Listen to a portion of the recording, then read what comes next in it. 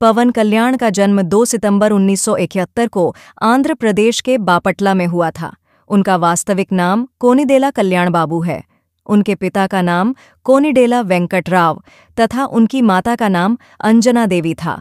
उनके बड्ढे भाई का नाम चिरंजीवी और नागेंद्र बाबू हैं। उन्होंने अपने प्रशिक्षण को प्रदर्शित करने के लिए आयोजित एक मार्शल आर्ट प्रस्तुति के बाद पवन नाम का उपयोग करना शुरू किया। वे कराटे में एक ब्लैक बेल्ट भी है। पवन कल्याण की 3 बार शादी हो चुकी है। उन्होंने 1997 में नंदिनी से शादी की, जो 1999 तक ही चल पाई। इसके बाद में उन्होंने 2009 में रेणु देसाई के साथ विवाह किया, लेकिन ये शादी भी ज़्यादा दिनों तक नहीं चल पाई और इसके बाद उन्होंने 2013 में एना लेजनेवा से विवाह कर लिया। उनकी दूसरी पत्नी रेणु देसाई से उन्हें उनके 2 बच्चे थे और अन्ना लीजनेवा के साथ 2 और बच्चे थे। इसके साथ ही पवन कल्याण अभिनेता रामचरण, वरुण तेज, अल्लू अर्जुन और साई धर्मतेज के चाचा भी हैं। पवन कल्याण ने अपने फिल्मी करियर की शुरुआत 1996 में अक्कदा अम्मानी इक्कादा अब्बाई नामक तेलुगु फिल्म के माध्यम से की थी। अगले वर्ष उन्होंने GV.G राजू प्रोडक्शन फिल्म गोकुलमो सेठा, जो तमिल फिल्म गोकुल थिल सेठई का तमिल रीमेक थी। पवन ने फिल्म उद्योग में अपनी जड़ें जमानी शुरू कर दीं और 1988 में उन्हें फिल्म थोली प्रेमा में प्रदर्शित होने का मौका मिला और उन्होंने सिल्वर स्क्रीन पर शानदार अभिनय के लिए नेशनल अवार्ड और 6 नंदी अवार्ड भी जीते। इस फिल्म के बाद उनकी अभिनय प्रतिभा को फिल्म निर्माता और निर्देशकों ने स्वीकार कर लिया।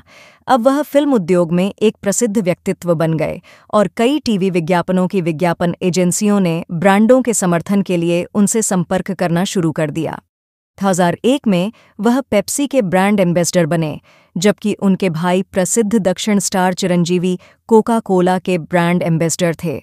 अगले वर्ष में उन्होंने फिल्म कुशी में अभिनय किया, जो बॉक्स ऑफिस पर सुपर डुपर हिट फिल्म बन गई और यहां तक कि वर्ष की सबसे महत्वपूर्ण व्यावसायिक हिट फिल्म भी बन गई। 2003 में वे फिल्म जॉनी में दिखाई दिए, जो कल्याण द्वारा लिखित और निर्देशित भी थी। इसके बावजूद उन्होंने महिला प्रधान रेणु देसाई के साथ काम किया। वह बहुप्रतीक्षित सुपरस्टार है जो न केवल फिल्म में अभिनय कर रहा है, बल्कि एक कोरियोग्राफर, निर्देशक के साथ साथ पटकथा लेखक की तरह फिल्म निर्माण में भी महत्वपूर्ण भूमिका निभा सकता है। वीरा शंकर ने फिल्म गुडम्बा शंकर 2004 निर्देशित की, जिसमें उन्होंने फिल्म की पटकथा, कोरियोग्राफी को संभालने में बहुत महत्वपूर्ण भूमिका निभाई है और फिल्म के एक्शन सीक्वेंस को भी नियंत्रित किया है। उनकी पहली सबसे बड़ी व्यावसायिक हिट फिल्म अन्नवरम 2016 थी, जिसमें सह कलाकार संध्या और असिन भी थे। इस फिल्म ने रिलीज होने की तारीख से 3 सप्ताह में 23 करोड़ रुपए कमाए और भले ही 70 दिनों में 30 करोड़ रुपए एकत्र किए।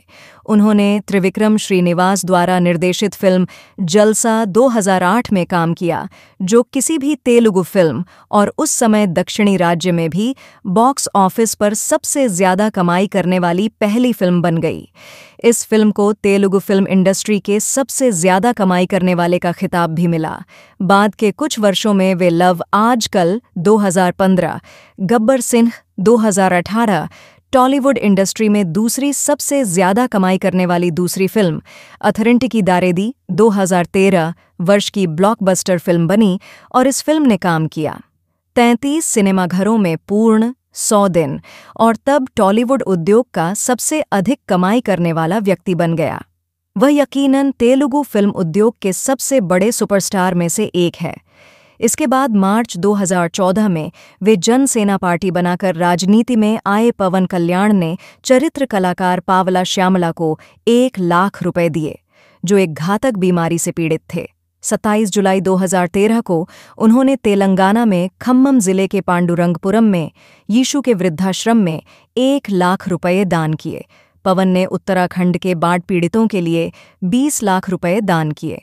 पवन कल्याण ने आंध्र प्रदेश के उत्तरी तटीय क्षेत्र में हुदहुद चक्रवात के लिए मुख्यमंत्री राहत कोष में 50 लाख रुपए का दान दिया।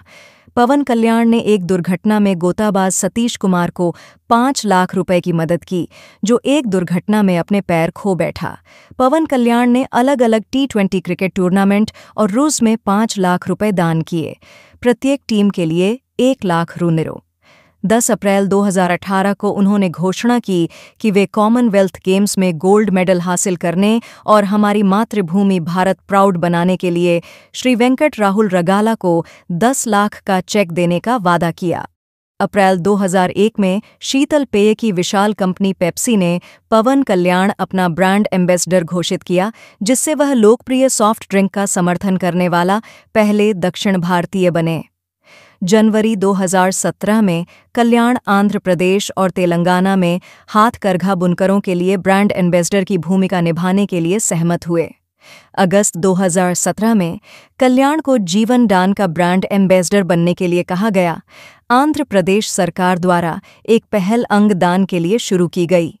रूसी मॉडल और अभिनेत्री अन्ना लिजेवा पवन कल्याण की पहली नहीं बल्कि तीसरी पत्नी हैं। उनकी मुलाकात अभिनेता राजनेता से 2011 में हुई, जब दोनों फिल्म 3 मान की शूटिंग कर रहे थे। ये मुलाकात दोस्ती में बदल गई। 2 साल तक डेट करने के बाद दोनों को अटूट प्यार हो गया और फिर 30 सितंबर 2013 को दोनों ने शादी कर ली। इस जोड़े ने 2017 में अपने बेटे मार्क शंकर पवनोविच को जन्म दिया। अपनी पहली असफल शादी के बाद अन्ना पहले से ही एक बेटी पोलेना अंजना पवनोवा की मां थीं। पवन ने अन्ना के साथ ही उनकी बेटी को भी अपना लिया और उसे अपने 3 बच्चों के साथ ही अपनी सगी बेटी की तरह पाला। पिछले साल अन्ना और पवन कल्याण के बीच अनबन की अफवाहें फैल रही थीं। रिपोर्ट्स के मुताबिक दोनों साथ नहीं रह रहे थे। यह सब तब शुरू हुआ जब तेलुगु अभिनेता वरुण तेज और लावण्या त्रिपाठी की सगाई समारोह में अन्ना लेजनेवा नहीं पहुंची। इसके अलावा वह रामचरण और उपासना की बेटी क्लिनकारा कोनिडेला के नामकरण समारोह में भी शामिल नहीं हुई थीं। इन्हीं अफवाहों के बीच ये भी सामने आया कि पवन कल्याण की भाई चिरंजीवी से अनबन है। फिलहाल चुनावों के बीच जिस तरह से अन्ना और परिवार ने पवन कल्याण का साथ दिया, उससे साफ हो गया कि सभी एकजुट हैं और उनके बीच आज भी पहले की तरह ही प्यार बरकरार है और उनके परिवार को लेकर हो रही बातें महज अफवाह हैं। पवन कल्याण के सिर्फ साउथ में ही नहीं बल्कि पूरे भारत में काफ़ी प्रशंसक हैं और उन्हें पावर स्टार के रूप में जाना जाता है। साल 2013 से फोर्ब्स इंडिया की सेलिब्रिटी 100 सूची में वो शामिल रहे। साल 2017 में उन्होंने ठाना लिया कि वह राजनीति पर पूरा ध्यान केंद्रित करने के लिए अभिनय छोड़ देंगे, लेकिन 2021 में उन्होंने समीक्षकों द्वारा प्रशंसित हिट फिल्म वकील साहब के साथ शानदार वापसी की। रिलीज के पहले सप्ताह में पवन कल्याण की फिल्म ने 100 करोड़ रुपये की कमाई की, जिससे उनकी प्रसिद्धि की गहराई का पता चलता है। फिलहाल अब चुनावों में उन्होंने ये भी साबित कर दिया कि वो फिल्मों के साथ ही राजनीति के भी सुपरस्टार हैं।